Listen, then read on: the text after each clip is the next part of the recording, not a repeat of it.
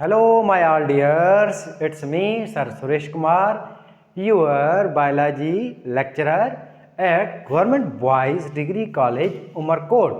तो बेटा हम आगे कंटिन्यू कर रहे हैं अपना इम्पोर्टेंट चैप्टर, जिसका आपको बच्चों को पता होगा।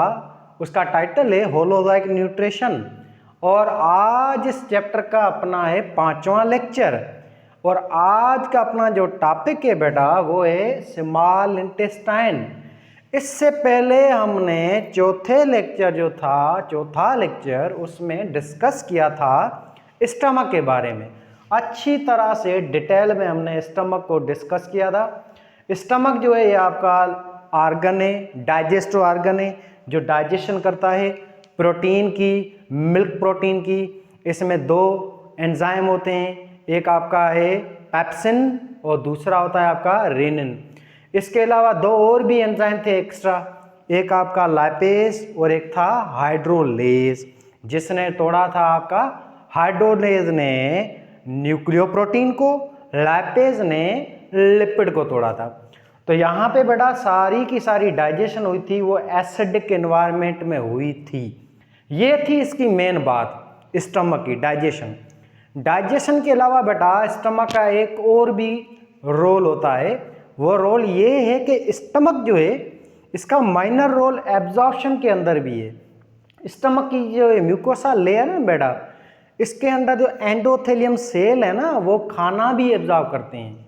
जैसे कि कौन सा खाना, आपके खाने के अंदर अगर ऑलरेडी मोनोमर पड़े हैं, जैसे मिसाल है आपका जो यहाँ खाना आया था उसमें ग्लूकोज जो है, उस ग्लूकोज को ये लेयर जो है म्यूकोसा उसके एंडोथेलियम सेल एब्जॉर्ब करते हैं। ग्लूकोज को एब्जॉर्ब करेंगे, अमीनो एसिड को एब्जॉर्ब करेंगे। इसके अलावा शुगर जो भी हैं मोनोसेक्राइड्स, उनको ये एब्जॉर्ब करेंगे। और वाटर जो है पानी, उसको ये एब्जॉर्ब करते हैं। पानी के अलावा जो भी फैट सॉल्युबल चीज़ें हैं जिसको विटामिन कहते हैं, विटामिन ए, डी, ई, के, विटामिन ए, डी, ई, के, ये 4 विटामिन भी यहाँ पे एब्जॉर्ब होते हैं आपके स्टमक के अंदर। तो ये था स्टमक का एक माइनर रोल। अब स्टमक में बेटा हम पढ़ चुके हैं प्रीवियस लेक्चर में, तो खाना आपका यहाँ डाइजेस्ट हो चुका है। और खाना यहाँ पे जो बेटा डाइजेस्ट हुआ था, इस खाने का बेटा नाम क्या पड़ा था यहाँ पे, शाबाश, थोड़ा दिमाग पे जोर डालें। इस खाने का यहाँ पे नाम पड़ा था कायम। इस खाने का क्या नाम पड़ा था बेटा, कायम। और ये कायम जो है सारा का सारा ये खाना एसिडिक कंडीशन में अभी, क्योंकि इस खाने में HCl पड़ा है, वो 2-3 एंजाइम पड़े हैं इसमें, म्यूकस वगैरह है, नमक है, ये सारी चीज़ें पड़ी हैं मगर वो प्रोटेक्शन निकली है। तो एसिडिक कंडीशन में यहाँ पे खाना डाइजेस्ट हुआ है। अब ये आपका कायम डाइजेस्ट हो चुका था 4-5 घंटों में। अब ये मैदे से ये खाना बेटा आगे आएगा आपके स्मॉल इंटेस्टाइन में। ये आपका पूरा स्मॉल इंटेस्टाइन है। स्मॉल इंटेस्टाइन यहाँ से शुरू हो रहा है मैदे के बाद, ये ऐसा आपको नजर आ रहा है बेटा, ये है आपका small intestine. Small intestine, small intestine शुरू कहाँ से होता है बेटा, फ्रॉम स्टमक, और ये खत्म होता है कहाँ, अप टू लार्ज इंटेस्टाइन। तो ये वो रीजन है, फोल्डेड रीजन है गैस्ट्रो इंटेस्टाइनल ट्रैक्ट की, जो मौजूद है between stomach and between large intestine. तो इस पूरे पाइप को, फोल्डेड रीजन को बेटा हम कहेंगे स्मॉल इंटेस्टाइन, स्मॉल इंटेस्टाइन। और आपका जो टोटल गैस्ट्रो इंटेस्टाइनल ट्रैक्ट है ना, जो 9 मीटर है बेटा, 9 मीटर है, उसमें सबसे बड़ा जो लेंथ में पोर्शन है वो भी याद रखें स्मॉल इंटेस्टाइन है। ये स्मॉल इंटेस्टाइन टोटल जो है इसकी लेंथ जो है बेटा, स्मॉल इंटेस्टाइन की लेंथ जो है वो है 6 मीटर लेंथ है इसकी। इसकी जो लेंथ है वो है 6 मीटर और इसकी जो विड्थ है वो है 3 से 4 सेंटीमीटर। इसकी विड्थ जो है ना ये स्मॉल इंटेस्टाइन की बेटा, ये विड्थ है 3 से 4 सेंटीमीटर और इसकी लेंथ है 6 मीटर। स्मॉल इंटेस्टाइन नाम इस वजह से पड़ा है कि ये साइज में स्मॉल नहीं है बेटा, ये विड्थ में छोटा है, इस वजह से इसका नाम पड़ा स्मॉल इंटेस्टाइन। लेंथ में ये बहुत बड़ा है, लार्ज इंटेस्टाइन से भी ये बड़ा है। ये बेटा लार्ज इंटेस्टाइन से 4 गुना बड़ा है, 4 गुना। लार्ज इंटेस्टाइन तो 1.5 मीटर तक होता है लेंथ में, मगर ये जो है ना आपका स्मॉल इंटेस्टाइन ये 6 मीटर है बड़ा। मगर वो लार्ज इंटेस्टाइन है लेंथ में बड़ा है, विड्थ में छोटा है। स्मॉल इंटेस्टाइन लेंथ में बड़ा है, विड्थ में छोटा है। इसकी विड्थ छोटी होने की वजह से इसको कहा जाता है स्मॉल इंटेस्टाइन।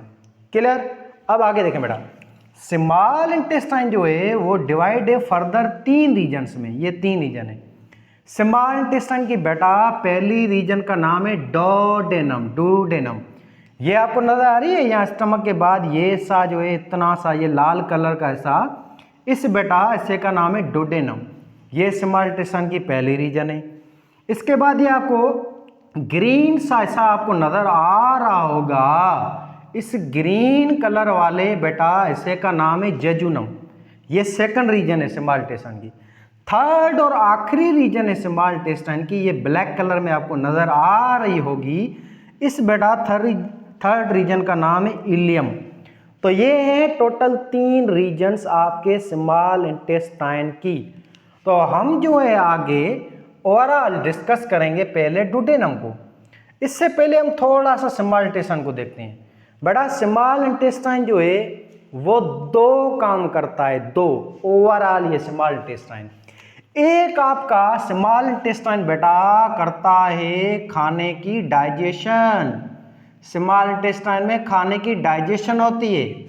इसके बाद होती है यहाँ पे खाने की एब्जॉर्प्शन। 95% कितना बेटा? 95% जो खाना एब्जॉर्ब होता है ना वो स्मॉल इंटेस्टाइन के अंदर होता है। 95%। और यहाँ डाइजेशन भी होती है। ये दोनों काम है आपके स्मॉल इंटेस्टाइन के।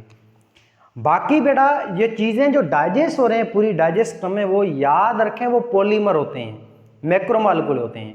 ऑलरेडी आप खाना खा रहे हैं उसमें मोनोमर मौजूद होते हैं। वो monomer vitamin, minerals, salt, water, ये 4-5 मोटी मोटी जो चीज़ें हैं ना बेटा वो कहीं पे भी डाइजेस्ट नहीं होती हैं, क्योंकि ये 4-5 चीज़ें ऑलरेडी डिफ्यूजेबल फॉर्म में पड़ी हैं, ऑलरेडी सिंपल फॉर्म में पड़ी हैं। तो याद रखें आपका जो डाइजेस्टिव सिस्टम है वो बेटा वो जो है वाटर, विटामिन, मिनरल, साल्ट, इन चीज़ों को डाइजेस्ट नहीं करता है। या आप जो खाना खा रहे हैं उसमें अगर अमाइनो एसिड है, ग्लूकोज है, फैटी एसिड है, ग्लिसरॉल है, न्यूक्लियोसाइड है, तो ये ऑलरेडी मोनोमर फॉर्म में पड़े हैं। इनको भी आपका डाइजेस्टम डाइजेस्ट नहीं करेगा।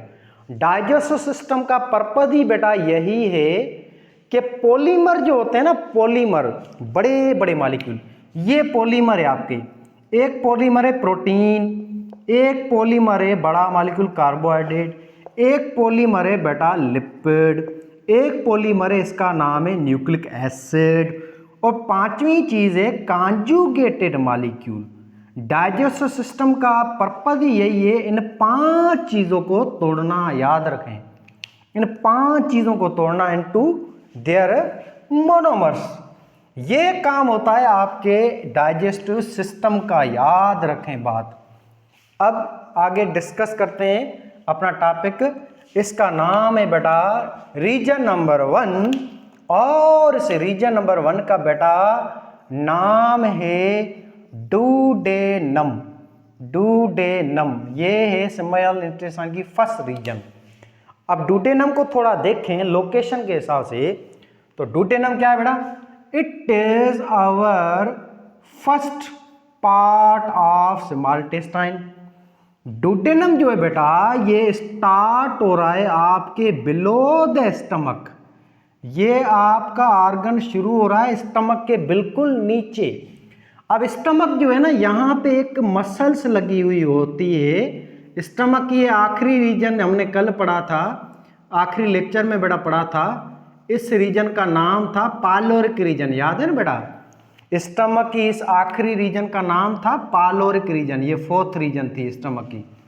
क्योंकि पालोरिक रीजन नाम इस वजह से पड़ा था क्योंकि इसके नीचे पेंक्रियाज मौजूद है। ये जो है ना ग्रीन कलर का ऑर्गन, इसका नाम है पेंक्रियाज। लीफ लाइक स्ट्रक्चर है, ये इस चीज को कहते हैं पेंक्रियाज। तो इसके बिल्कुल ऊपर स्टमक की ये चौथी रीजन मौजूद है, पालोरिक रीजन। यहां पे एक मसल्स होती हैं, इस मसल का बेटा नाम है पालोरिक स्फिंक्टर मसल। ये वो मसल हैं जो अब रिलैक्स होंगी जब स्टमक में खाना डाइजेस्ट हो चुका है ना, अब ये मसल रिलैक्स होंगी। इनके बीच में ये सुराख खुलेगा, सुराख का नाम है स्फिंक्टर, पालोरिक स्फिंक्टर वाल्वे। ये वाल्वे खुलेगा, इस वाल्वे के जरिए ये जो डाइजेस्ट शुदा खाना है आपके स्टमक का, जिसको हम कायम कह रहे हैं, ये कायम जो है, ये खाना जो है, ये धीरे धीरे मध्यम मध्यम ये आ जाएगा कहाँ पे, डुडेनम के अंदर, यहाँ पे आ जाएगा आपके स्मॉल इंटेस्टाइन की पहले रीजन में। ये बात क्लियर। अब डुडेनम जो है इसके बाद सामने कनेक्ट है आपके जेजुनम के साथ। तो डुडेनम की पोजीशन क्या है बेटा, it is present between stomach and jejunum, stomach and jejunum. अब आगे देखें, डुडेनम में जो खाना आया है वो स्टमक से आया है। इस खाने का नाम है काइम, और ये खाना एसिडिक है। क्या है बेटा, एसिडिक खाना है, याद रखें एसिडिक, क्योंकि यहाँ पे HCl मौजूद है इस खाने में। अब एसिडिक खाना कायम आ गया है डुडेनम में, तो यहाँ जो डुडेनम आगे अपना काम करेगा, और डुडेनम का काम बेटा याद रखें वो एक ही है, और इसके काम को कहा जाएगा डाइजेशन, डाइजेशन, डाइजेशन। अब यहाँ पे जो डाइजेशन होगी वो होती है बाय डिफरेंट जूसेस, और ये जूसेस इस डुडेनम के खुद के नहीं हैं, ये जूसेस हैं एक सपोर्टिव ऑर्गन के, असेसरी ऑर्गन्स के होते हैं। इन असेसरी ऑर्गन का नाम है पैंक्रियास एंड लिवर। ये जो ऑर्गन है आपको ये दिखाई दे रहा है बेटा, इस ऑर्गन का नाम है पैंक्रियास या लबलबा, और ये फ्रंट साइड में है लिवर या जेरा या जिगर। ये दो ऑर्गन का रोल आता है सारा का सारा डाइजेशन करने में यहाँ डुडेनम के अंदर। इसको अब आगे डिस्कस करते हैं। अब ये जो डुडेनम है इसकी कुछ बुक्स में साइज लिखी हुई है बेटा, इसकी साइज है 30 सेंटीमीटर, 30 सेंटीमीटर, या कुछ जगहों पे 25 सेंटीमीटर भी है, कुछ जगहों पे 20 सेंटीमीटर भी है, ठीक है ना। तो 20, 25, 30 साइज का कोई फर्क नहीं पड़ता है, साइज मैटर नहीं करती है, साइज आप अपने बुक के हिसाब से देख लें। आगे चलते हैं अपनी काम वाली बात पे।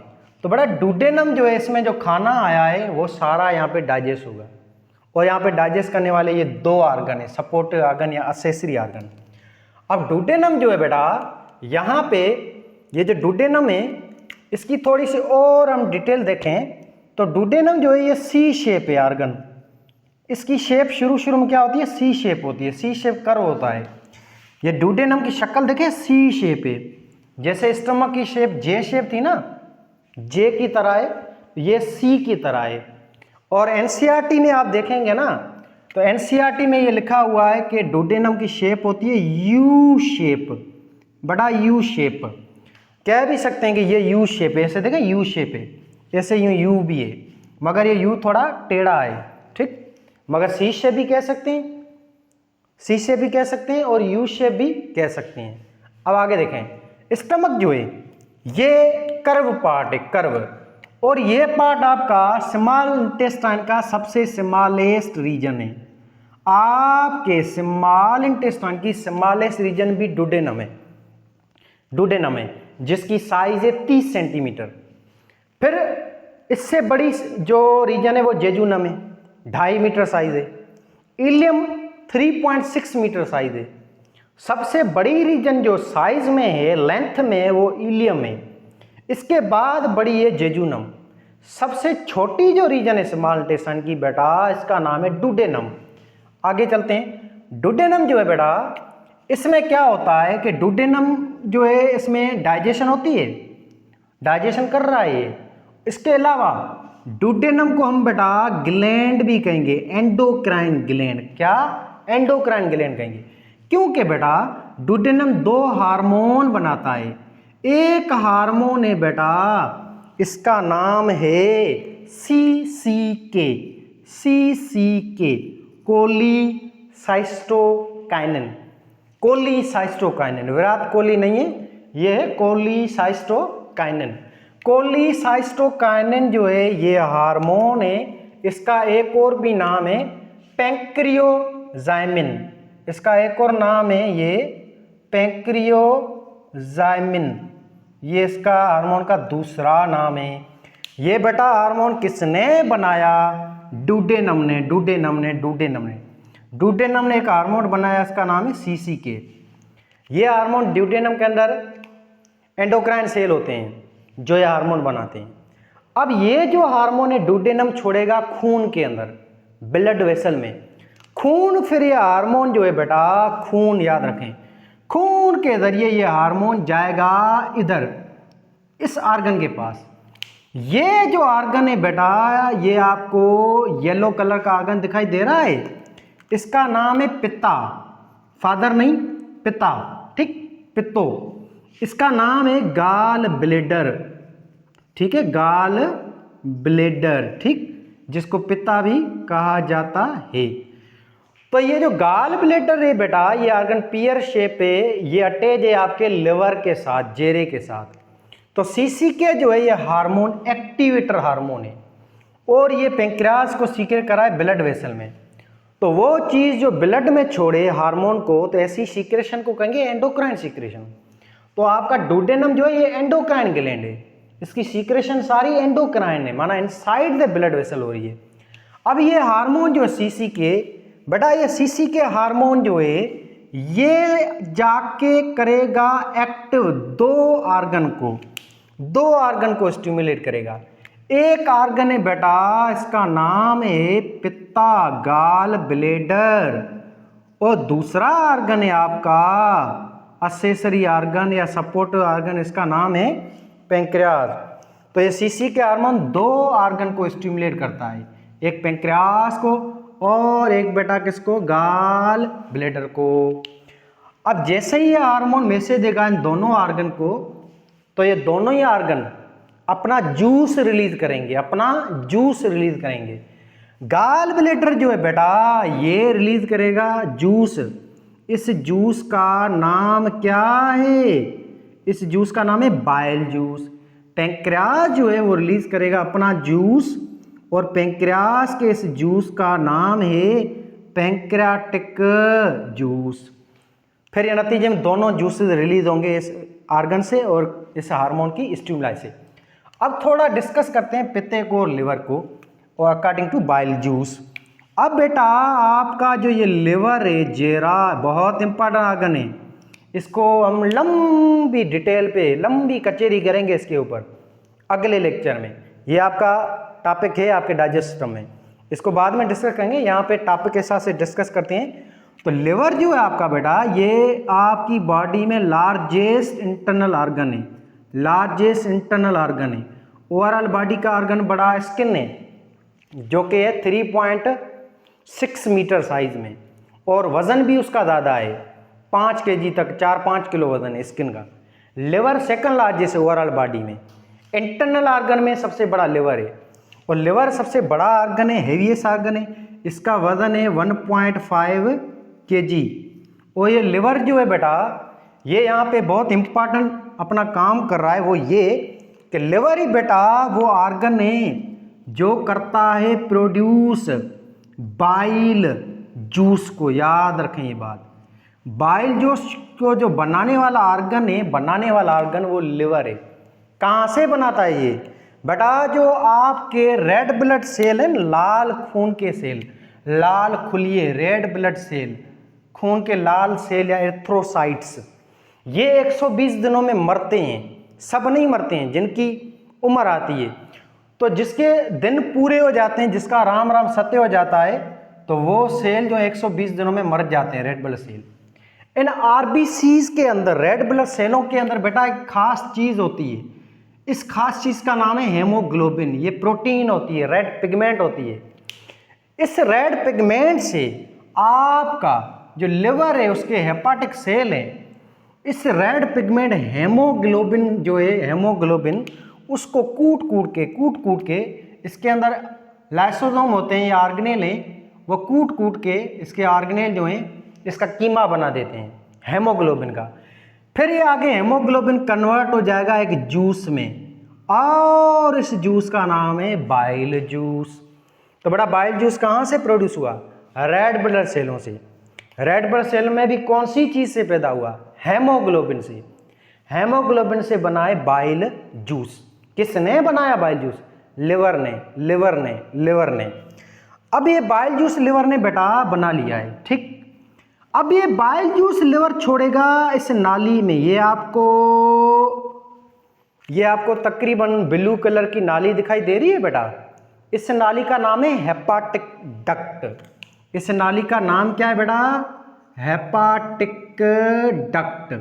ये वो नाली है जो बाइल जूस को लाएगी लिवर से, और ये हेपाटिक डक्ट ये बाइल जूस दे देगी आगे एक और नाली को, और ये वो नाली है बेटा जिसका नाम है साइस्टिक या सिस्ट डक्ट।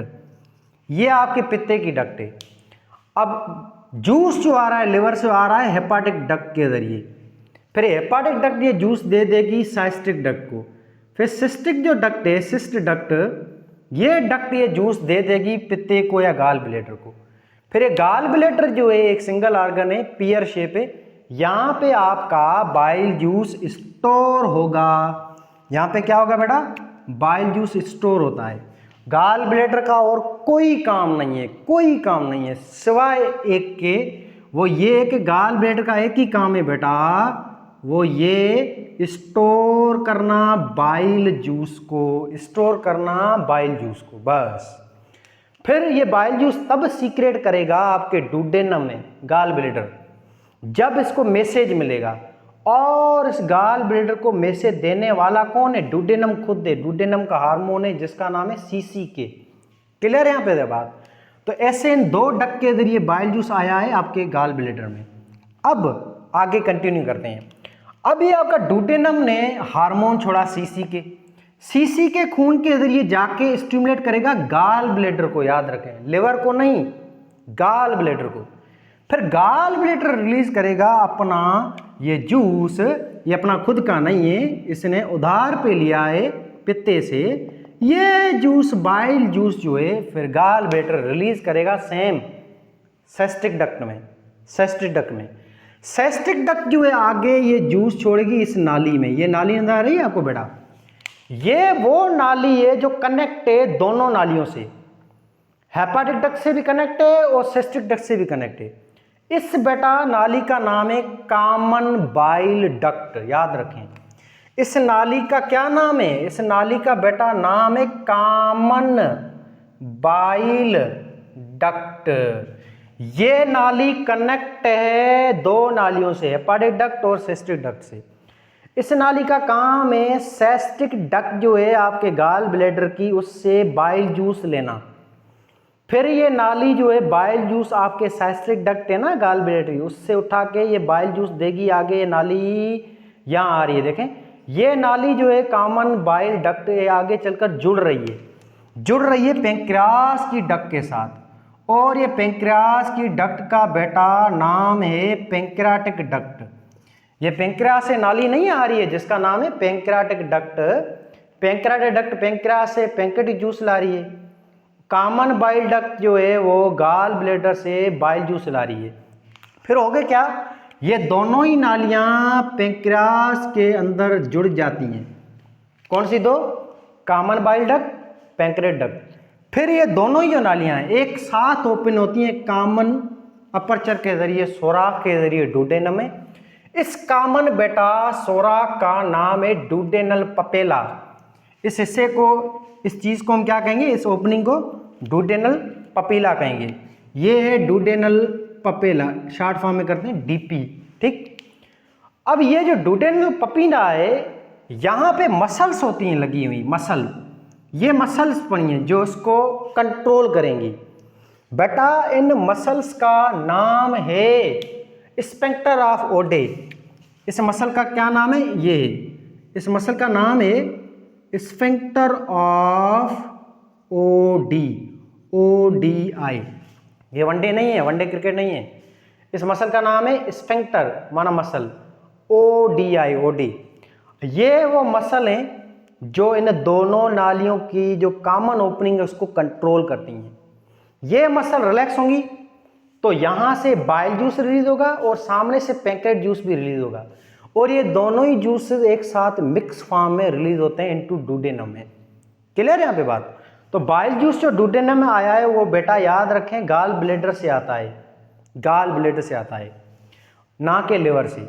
अब ये बाइल जूस आ गया आपके डुडेनम के अंदर। अब आगे डिस्कस करते हैं बाइल जूस को अच्छी तरह से। तो बाइल जूस होप आपको पता चल गया होगा कि इसको किसने बनाया? लिवर ने। कहाँ से? RBC से। कहाँ से? हेमोग्लोबिन से। और ये कहाँ स्टोर हुआ? गाल ब्लेडर में। गाल ब्लेडर ने सीक्रेट किया CC के हार्मोन के स्टिमुलाई से इनटू डुडेनम में। अब आगे पढ़ते हैं ये बाइल जूस क्या है। बेटा याद रखें बाइल जूस जो है ये एक अल्कलाइन, स्लाइटली अल्कलाइन जूस होता है, स्लाइटली अल्कलाइन जूस है। इसकी pH होती है 8 तक। ये स्लाइटली अल्कलाइन या यूं समझो बेसिक नेचर का है। बाइल जूस जो है इसके अंदर 3-4 चीज़ें होती हैं। वो चीज़ें बेटा ये है, एक तो बाइल जूस के अंदर है नंबर 1, बाइल जूस के अंदर जो है नंबर 1 है वाटर, पानी होता है। 98% पानी है बाइल जूस में। फिर आती है बाइल जूस के अंदर जो है वो होती है म्यूकस। फिर आता है बाइल जूस के अंदर जो है एक्स्ट्रा जिस्म की चर्बी, कोलेस्ट्रोल। फिर नंबर 4 बाइल जूस के अंदर बेटा मौजूद है एक्स्ट्रा जो है और चर्बी जिसका नाम है फास्फोलिपिड। फिर नंबर 5 बाइल जूस के अंदर होती हैं बहुत इंपॉर्टेंट चीज़ें और इन चीज़ों का नाम है बाइल साल्ट। ये जो बाइल साल्ट होते हैं बेटा, बाइल साल्ट ये 3 किस्म के हैं। बुकों में 2 किस्म के हैं, इंटर का बुक है वहाँ पे एक और किस्म लिखा हुआ है। ये बाइल साल्ट 3 होते हैं, 3 किस्म के। सोडियम बाइकार्बोनेट, सोडियम ग्लाइकोलेट, तीसरे किस्म का ये नमक है। और तीसरे किस्म का नमक होता है, इसका नाम है सोडियम टारकोलेट। ये 3 किस्म के नमक होते हैं। 5वीं के बाद छठी चीज़ जो है इंपॉर्टेंट आपके बाइल जूस में, इनका नाम है बेटा बाइल पिगमेंट्स, बाइल पिगमेंट। और ये बाइल पिगमेंटें जो हैं ये 2 किस्म की हैं। एक होती है पिगमेंट, इसका नाम है बिलीरुबिन। एक और पिगमेंट है दूसरी, इसका नाम है बिलीवर्डिन। बिलीरुबिन पिगमेंट है, ये होती है आपकी brown yellow, brownish yellow colour की। और आपकी बिलीवर्डिन जो है ये पिगमेंट होती है ग्रीन कलर की। क्लियर है? तो ये 6 चीज़ें होती हैं मोटी मोटी आपके बाइल जूस के अंदर। अब ये बाइल जूस में जो चीज़ें हैं ये तकरीबन वेस्ट प्रोडक्ट हैं, एक्सक्रीटिव प्रोडक्ट होती हैं आपके लिवर की, डिटॉक्सिफिकेशन करता है लिवर। ये सारी वो चीज़ें होती हैं। इसमें बाइल जूस में काम वाली चीज़ें ये हैं बेटा, काम वाली चीज़ें। पानी काम की चीज़ है, आपको पता है, ज़्यादा पढ़ के आए हैं, नहीं तो मेरा लेक्चर आप देख लें। म्यूकस काम की चीज़ है, इसको भी हम पहले डिस्कस कर चुके हैं कि म्यूकस जो है बहुत ही इंपॉर्टेंट चीज़ है जो खाने को मॉइस्ट लुब्रिकेट करेगी, जम्स को किल करेगी। और म्यूकस जो है इसकी pH 8 होती है, तो ये मेंटेन भी करती है pH को भी यहाँ पे डुडेनम में। बाकी ये चीज़ें काम की नहीं है। कोलेस्ट्रॉल, आप ज़्यादा जो तली हुई चीज़ें नहीं खाते हैं, घी वगैरह, पकोड़े समोसे बर्गर पिज़्ज़ा बिस्किट बिरयानी शरयानी, घी खाते हैं, मक्खन शक्खन फ्री वाला या किसी घर जाके मेहमान बन के तो डिमांड करते हैं या चीज़ें खाते हैं, ये गंद सारा अक्सर जो है हम साउथ एशियन लोग जो हैं, हमारा फास्ट फूड है ये बहुत गंदी आते हैं, वो गंदी चीज़ें। तो ये हम जो ज़्यादा खाते हैं ये आपका लिवर क्या करता है बेचारा, इस गंद को बाहर निकालता है कि आप मर ना जाएं, हार्ट अटैक ना हो हम सबको, ठीक है ना। तो इसके लिए ये चीज़ें मेंटेन करने के लिए बीपी शीपी को, ये कोलेस्ट्रॉल को लिवर बाहर निकालता है, ठीक है बेटा। ऐसे ही फास्फोलिपिड को बाहर निकलता है। तो ये चीज़ें काम की ना नहीं है। अब आगे देखें, दूसरी चीज़ जो काम की नहीं है वो है ये bile pigment. Bile pigment totally waste product हैं, कोई रोल नहीं है इसका, ये वेस्ट प्रोडक्टें आ रही हैं। और ये गंद, ये खाना जो है उसके साथ ये बाहर निकलेंगी, गंद जो है फीसिस की फॉर्म है। और बाइल पिगमेंट ही होती हैं जिसकी वजह से फीसिस का करेक्टरिस्टिक कलर होता है।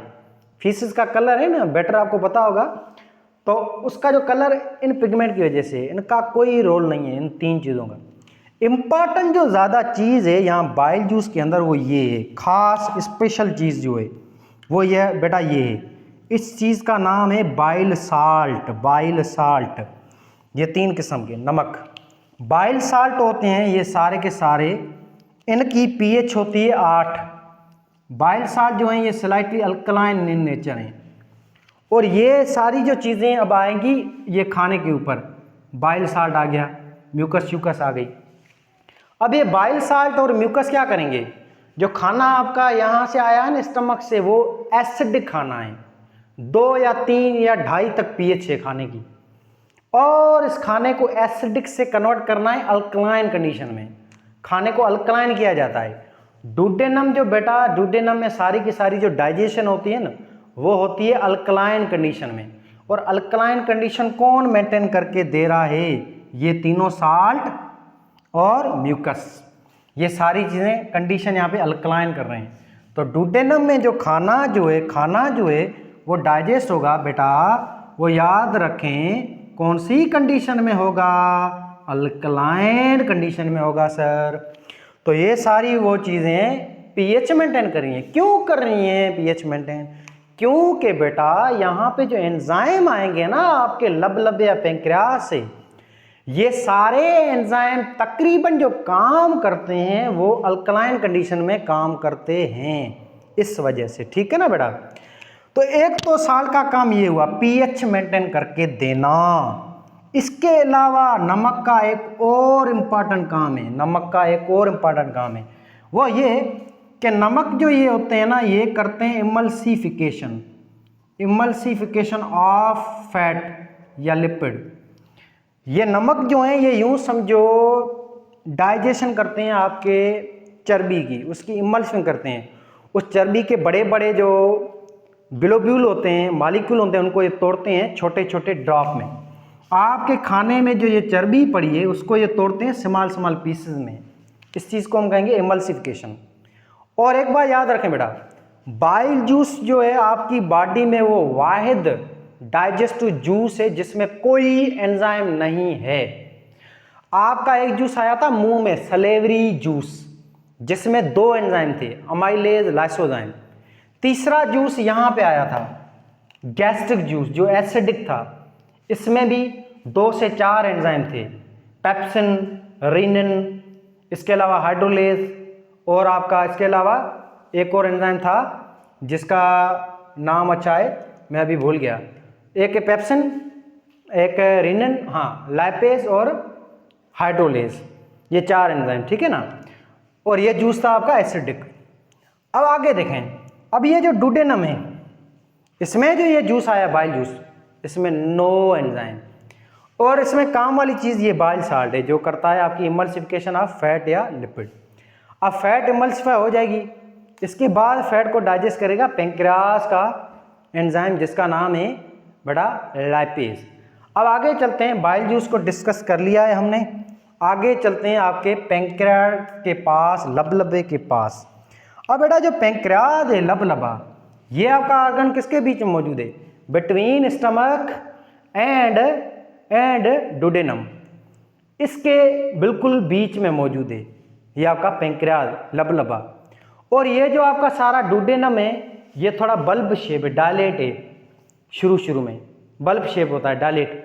और ये जो डायलेट पोर्शन है यहाँ से इससे आगे आपका ये पैंक्रियास मौजूद है, लबलबा। पैंक्रियास जो है ना बेटा ये ड्यूअल नेचर का है। पैंक्रियास के अंदर 2 किस्म के सेल पाए जाते हैं, एक वो सेल होते हैं जो जूस बनाते हैं, जूस को कहा जाएगा पैंक्रियाटिक जूस। बेटा वो सेल पैंक्रियास के जो पैंक्रियाटिक जूस बनाएं, वो सेल पैंक्रियास के जो पैंक्रियाटिक जूस बनाएं, तो उन सेलों को कहा जाएगा एकिनार सेल, एकिनार सेल या एक्सोक्राइन सेल या पैंक्रियाटिक जूस प्रोड्यूसिंग सेल। और ये जो सेल हैं सबसे ज़्यादा होते हैं पैंक्रियाज में, 98% आपका पैंक्रियाज इन सेलों का बना हुआ है, एकिनार सेलों का। सबसे ज़्यादा जो सेल पाए जाते हैं ना आपके लबलबे में पैंक्रियाज में, वो पैंक्रियाटिक जूस को बनाने वाले सेल होते हैं। और बेटा इन पैंक्रियाटिक जूस बनाने वाले सेलों को कहा जाता है एकिनार सेल। ठीक, 2% जो है 2%, चलो उसको कम बना लेते हैं, 2% जो सेल होते हैं आपके पैंक्रियाज में लबलबे में, वो होते हैं हार्मोन बनाने वाले सेल। इन हार्मोन बनाने वाले सेलों को कहा जाता है ओवरऑल इजलेट ऑफ लैंगरहैन, इजलेट ऑफ लैंगरहैन या एंडोक्राइन सेल या हार्मोन प्रोड्यूसिंग सेल। और ये एंडोक्राइन जो सेल हैं, इजलेट ऑफ लैंगरहैन जो सेल हैं, ये आपका पैंक्रियाज का 2% होते हैं। और ये इजलेट ऑफ लैंगरहैन जो सेल हैं बेटा, इनके टोटल 3 टाइप होते हैं, 3 टाइप होते हैं। एक ये देखें, एक वो सेल है आपका जो बनाता है एक हार्मोन जिसका नाम है इंसुलिन, तो उस सेल को हम कहेंगे बीटा सेल। बीटा सेल वो सेल है जो इंसुलिन हार्मोन बनाए। जब हाई शुगर होगी, हाई आपके अंदर ग्लूकोज लेवल होगा, तब ये बीटा हार्मोन इंसुलिन छोड़ेगा खून में, इंसुलिन जाएगा लिवर में जो कि शुगर को नॉर्मल करेगा, ग्लाइकोजन में कन्वर्ट करेगा या प्रोटीन में कन्वर्ट करेगा या लिपिड में कन्वर्ट करेगा, शुगर को नॉर्मल करेगा। ऐसे एक और सेल होता है इजलेट ऑफ लैंगरहैन सेल या हार्मोनिया सेल, इसका नाम है अल्फा सेल। अल्फा सेल बनाते हैं एक हार्मोन जिनका नाम है ग्लूकाजन। ठीक, ग्लूकाजन आपकी बॉडी में तब ये रिलीज होगा जब आपकी बॉडी में शुगर लेवल लो होगी, बीमारी वगैरह में XYZ। आगे एक और सेल होते हैं जिसको कहा जाता है delta cell. Delta, delta cell release करते हैं इनहिबिटर हार्मोन सोमेटोस्टेटिन, SST जिसको कहते हैं। ये हार्मोन इन दोनों सेल जो हैं अल्फा और बीटा, इसके जो हार्मोन होते हैं ना इंसुलिन और ग्लूकाजन, इनको स्टॉप करेगा जब इनकी जरूरत नहीं होगी। ठीक, बराबर। तो ये अपना टॉपिक नहीं है, बुक में कुछ था तो हमने ऊपर ऊपर से डिस्कस कर लिया है, इसको हम आगे इंटर में पढ़ेंगे केमिकल कोऑर्डिनेशन में। अब आते हैं अपने मेन बात पे। पैंक्रियाज के अंदर ये एकिनार सेल हैं जो बनाते हैं पैंक्रियाटिक जूस, और ये पैंक्रियाटिक जूस ये एकिनार सेल सब के सब छोड़ेंगे लोब्यूल्स में, छोटी छोटी नालियों में। छोटी छोटी नालियां सब ये पैंक्रियाटिक जूस को लाएंगे इस बड़ी सी नाली में। इस बड़ी सी नाली का बेटा नाम है पैंक्रियाटिक डक्ट। इस नाली का क्या नाम है? Pancreatic duct. पैंक्रियाटिक डक्ट ये पैंक्रियाटिक जूस ला रही है और सामने चलकर ये कंबाइन हो जाएगी कॉमन बाइल डक्ट के साथ। फिर दोनों जूस जो है बाइल और पैंक्रियाटिक ये आगे रिलीज होंगे डुडेनम में। मगर याद रखें ये जूस तभी रिलीज होगा जब आपका डुडेनम का ये हार्मोन सीसी के स्टिमुलेट करेगा पैंक्रियाज को, तब ये जूस रिलीज होगा। तो ये सीसी के हार्मोन कितने जूस रिलीज करा रहा है? 2 जूस, एक आपका बाइल जूस और एक आपका पैंक्रियाटिक जूस। अब आगे पढ़ते हैं पैंक्रियाटिक जूस को। बेटा पैंक्रियाटिक जूस और बाइल जूस दोनों एक तरह से हैं एक हिसाब से, क्योंकि दोनों की पीएच सेम है। ये भी जूस बेटा अल्कलाइन होता है और इसकी भी पीएच कितनी है? 8 है। पैंक्रियाटिक जूस में मैक्सिमम नंबर ऑफ एंजाइम होते हैं। आपकी बॉडी में 4 जूसेस इन्वॉल्व हैं डाइजेशन में। सलेवरी जूस, इसके बाद था गैस्ट्रिक जूस, इसके बाद ये बाइल जूस, चौथा जूस है pancreatic juice. Maximum number of enzyme जो पाए जाते हैं वो पैंक्रियाटिक जूस में होते हैं। इसमें एक एंजाइम है बेटा, इस एंजाइम का नाम होता है, इनएक्टिव फॉर्म होता है एंजाइम। इस एंजाइम का नाम है ट्राइपसाइनोजिन। दूसरा एक एंजाइम है, इसका नाम है कीमोट्राइपसाइनोजिन। और तीसरा एक एंजाइम है, इसका नाम है पैंक्रियाटिक अमाइलेज। चौथा एंजाइम है, इसका नाम है पैंक्रियाटिक लाइपेज। पांचवा एक एंजाइम है इसके अंदर, इस पांचवें एंजाइम का बेटा नाम है न्यूक्लिएज। जो ये 5 एंजाइम है तकरीबन आपके इस पैंक्रियाटिक जूस के अंदर। अब थोड़ा ध्यान दें बेटा, ये जो दो एंजाइम है आपके, ये ट्राइप्सिनोजिन और कीमोट्राइप्सिनोजिन, जिन है ना, जिन वो भूत का भाई नहीं, ये GEN, ठीक है ना। इस जिन की माना है इनएक्टिव, सिंपल। जिन जहां भी लिखा हुआ हो एंजाइम में, समझ जाए एंजाइम इनएक्टिव फॉर्म में।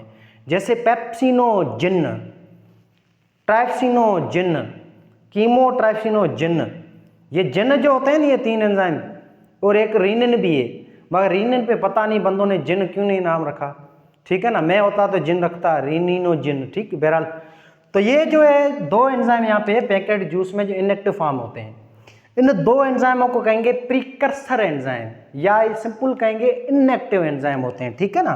तो पैक्ड जूस में प्रीकर्सर एंजाइम कितने बेटा, वो 2 है, 2। अब ये जो 2 एंजाइम है, ये आए, सिंपल आपका ये खाना है, इसके ऊपर पैक्ड जूस आ गया, इसमें ये 5 एंजाइम है, ठीक। इसमें से 2 एंजाइम इनएक्टिव हैं। अब इन 2 को एक्टिव करेगा कौन, इनको खास तौर पे ट्राइप्सिनोजिन को डुडेनम खुद अपना एक एंजाइम रिलीज करेगा। ये डुडेनम अपना एक एंजाइम रिलीज करता है खुद। इस एंजाइम का नाम है एंटीरोकाइनेज, जो कि ट्राइप्सिनोजिन को एक्टिव करेगा। ट्राइप्सिनोजिन को बेटा एक्टिव करने वाला डुडेनम का खुद का एंजाइम है। इस एंजाइम का नाम है बेटा एंटीरोकाइनेज। ये एंजाइम आपके ट्राइप्सिनोजिन को एक्टिव करेगा, और ट्राइप्सिनोजिन जब एक्टिव हो जाएगा तो इसका नाम पड़ेगा ट्राइप्सिन। तब इसका नाम क्या पड़ेगा, ट्राइप्सिन, ठीक है ना बेटा। अब ये ट्राइप्सिन एंजाइम एक्टिव हो गया है। अब यही ट्राइप्सिन एंजाइम एक्टिव करेगा अपने ही भाई को, छोटे भाई को। इसके छोटे भाई का नाम है कीमोट्राइप्सिनोजिन। तो कीमोट्राइप्सिनोजिन एंजाइम जो है ना, इसको एक्टिव करेगा आपका ये ट्राइप्सिन एंजाइम, ठीक है बेटा। तो क्या हो रहा है, एंटीरोकाइनेज ने एक्टिव किया ट्राइप्सिनोजिन को, फिर ट्राइप्सिनोजिन कन्वर्ट हुआ ट्राइप्सिन में, ट्राइप्सिन ने एक्टिव किया कीमोट्राइप्सिनोजिन को, फिर कीमोट्राइप्सिनोजिन आ गया एक्टिव फॉर्म में, इसकी एक्टिव फॉर्म का नाम है ट्राइप्सिन। काम के एंजाइम अब हो गए ये, अब ये ट्राइप्सिन है और ये, अब ये जो है ट्राइप्सिन है और वो है कीमोट्राइप्सिन। इस कीमोट्राइप्सिनोजिन का अब नाम पड़ेगा एक्टिव फॉर्म, और इसकी बेटा एक्टिव फॉर्म को हम क्या कहेंगे, एक्टिव फॉर्म को कहेंगे काइमोट्राइप्सिन। अब ये एंजाइम सारे एक्टिव हैं, ये तो पहले से ही थे एक्टिव। अब ये ट्राइप्सिन जो एंजाइम ये क्या करेगा, फूड प्रोटीन डाइजेस्ट करेगा, फूड प्रोटीन।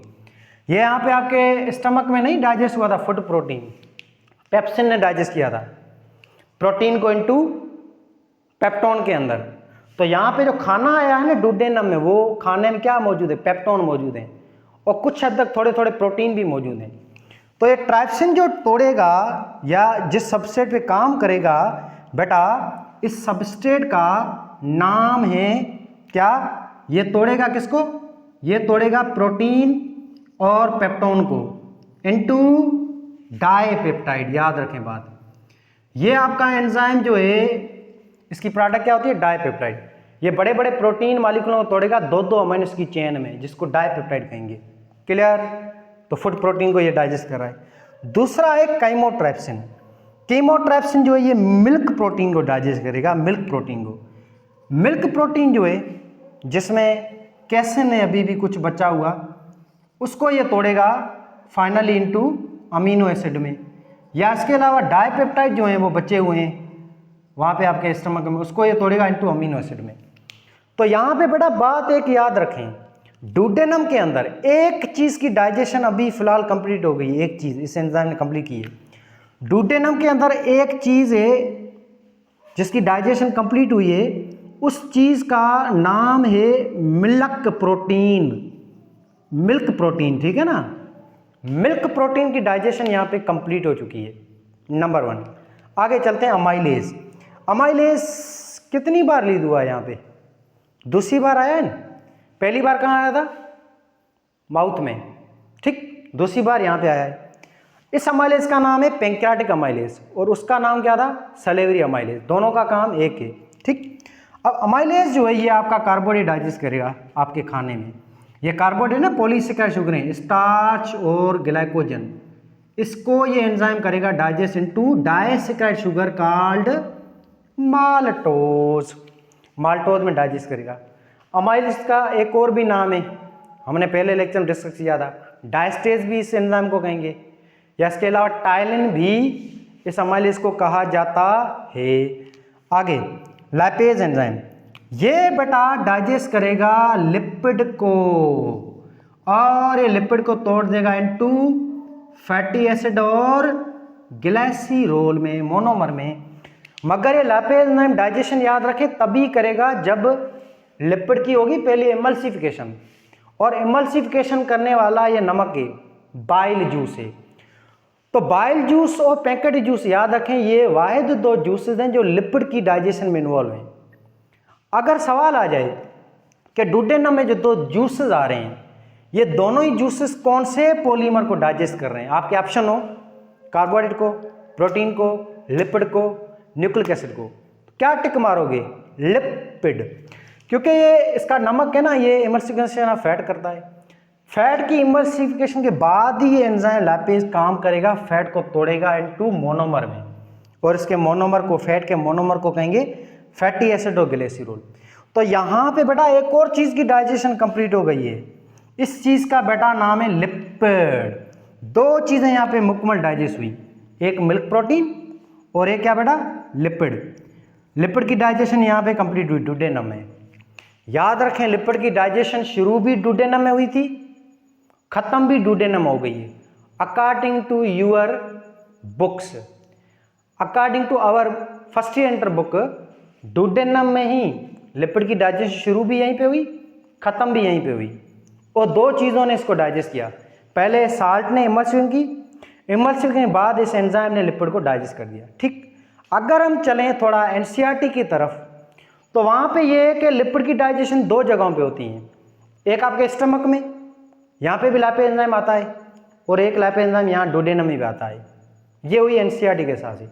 एमएससी लेवल पे चलें, थोड़ा एडवांस लेवल पे, ये उन बच्चों के लिए जो यूनिवर्सिटी वाले बच्चे हैं, उनके हिसाब से देखें तो लिपिड की डाइजेशन तीन जगहों पे होती है बेटा।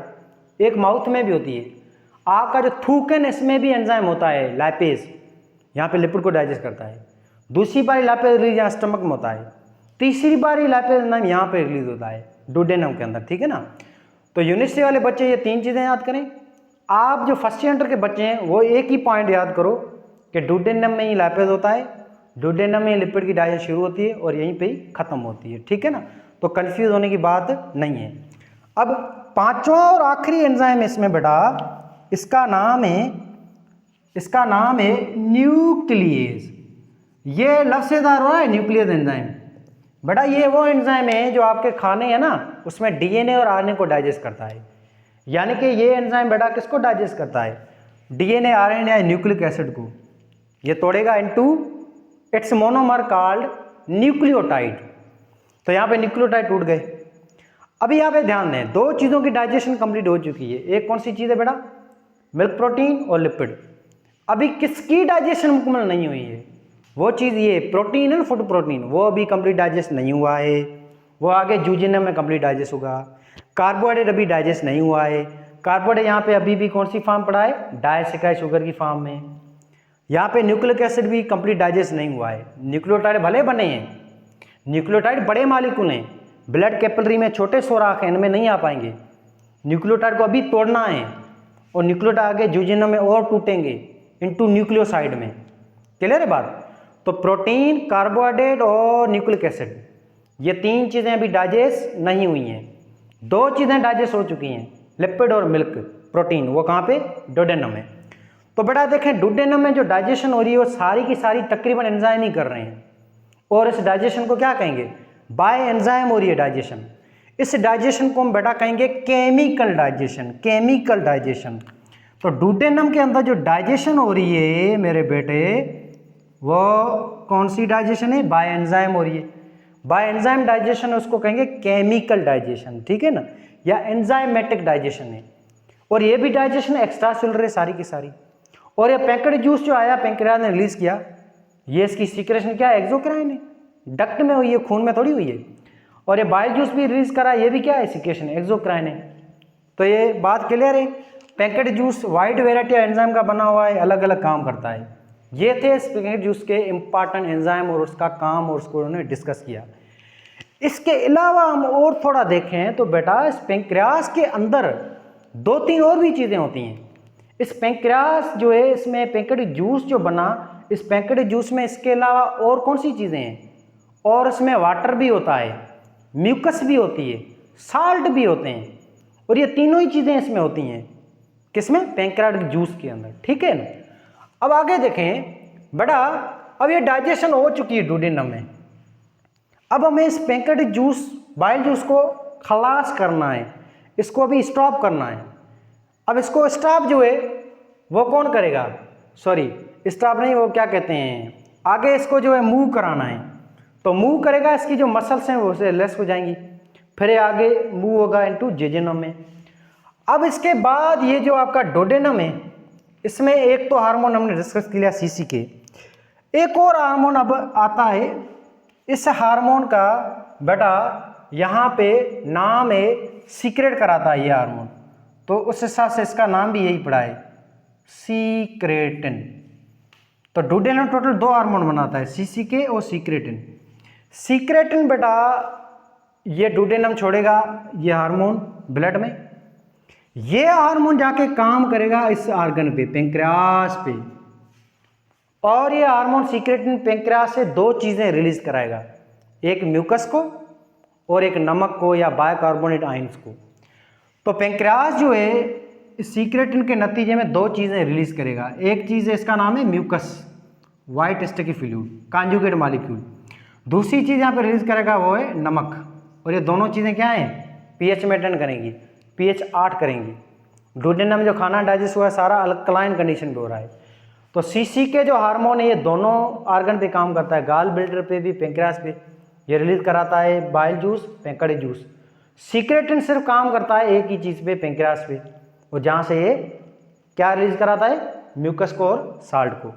तो ये था आपका मेन चीज़ें जो हमने डिस्कस कर ली हैं।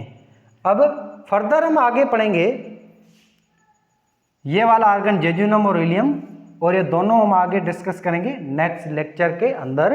ये लेक्चर बड़ा हो गया है, बच्चे बोर होंगे इसको, और कुछ बच्चे जो हैं वो देखेंगे वीडियो, ये 1.5 घंटे का, ये 2 घंटे का, इतना कौन देखेगा? साइकोलॉजिकली एक चीज़ है। तो बड़ा आपको अगर मेहनत करनी है या कुछ बनना है तो उसके लिए मेहनत तो करनी पड़ेगी। जैसे हम टीचर कर रहे हैं, आप भी मेहनत कर रहे हैं, और ज़्यादा करें, हमसे अच्छी करें, हमसे भी आप आगे निकलें। ठीक है ना।